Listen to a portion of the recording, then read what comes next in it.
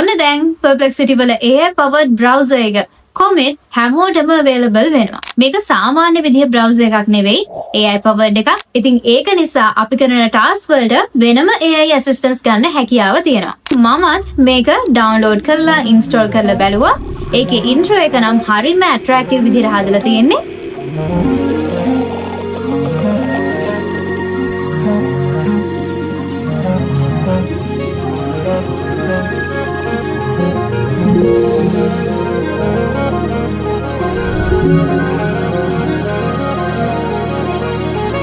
ඉතින් මේ කොමෙට් browser එකේදී අපේ task automate කරගන්න, emails organize කරගන්න, research වැඩ හරිම efficient විදිහට කරගන්න මෙන්න මේ වගේ task ගොඩකට AI assistant ගේ උදව්වෙන් හරිම ලස්සනට කරගන්න පුළුවන් වෙනවා. ඒ මොනව කරගන්නත් අපේ Gmail එක connect කරලා අපේ browser එක default browser එක විදිහටත් ඕනනම් set up කරගෙන ඒ steps ටික complete කරගෙන ඉන්න ඕන. මම install කරපු වෙලාවේ මම try කරපු examples ටිකක් දැන් පෙන්නන්නම්. මේක නම් මම එතන suggest තුන promotional emails identify කරගෙන ඒවා unsubscribe කරන වැඩක් කරේ.